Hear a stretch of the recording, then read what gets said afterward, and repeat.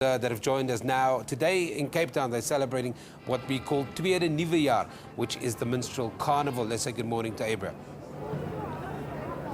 Hi there, Sam. Yes, more and more people are starting to arrive. I'm seeing people queue. I suspect they are going to be sitting on this big stage behind me. Some people have been selected to sit over there. And even though it is quiet behind me right now, there are lots of things happening behind the scenes. But with me, I have the mayoral member for tourism events, Grant Pascoe, who's going to be speaking to us a bit more about the logistics of today. But before we get into the logistics, first of all, tell me about what happened behind the scenes in terms of getting to today. Well, it's been a long road. Since April we've been planning and discussing things. There's obviously been some controversy around the issue, around the Minstrel Carnival, but that's been sorted out and today we're ready to roll. Now, these agreements that are in place now, are they going to stay going forward into the future? Are these agreements going to remain in place? Well, there was an agreement that was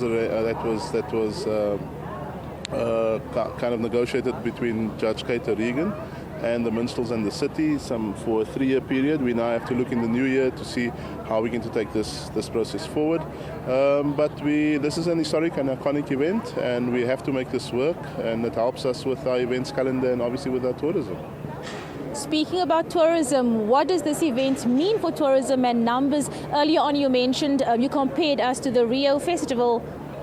It's not quite the Rio Festival, but we're trying to build it up towards being like the Rio Festival, and so this has been going on for many years, since the mid-1800s. Over the last 60 years or so, it's gathered around the parade, but they now have their old traditional roots back, and there are 70 troops with about 40,000 participants, and so we're trying to get this more professionalized, and in the same vein as what the Rio Carnival is, we're trying to get there. It won't quite be the Rio Carnival, but we're going to try and get to it. Now, sticking to logistics, can you just tell our viewers who are watching, who are planning to come into the city centre later on today, what should they bear in mind in terms of road closures? There's a number of road closures, so they must remember that Keizersgracht, Darling Street, Parade Street, Adley Street, Wales Street, Commercial Street, Harrington Street and Rose Street in the Boerkaap will be closed. There'll be a number of signage up to inform them about that. And if they're going to come through, they better come through early. People have been camping out here overnight already, and there's thousands of them here already. So if they want a good spot, they need to come into town, and please look after their children. And it's going to be very hot, so they must bring some sunblock as well. But they must just come out and enjoy themselves. Great entertainment this year. Grant, let's look at the city its entirety over the festive season. Everybody comes to Cape Town. How did we do? I don't know if you have any numbers at hand just yet, but how did we do this festive season so far?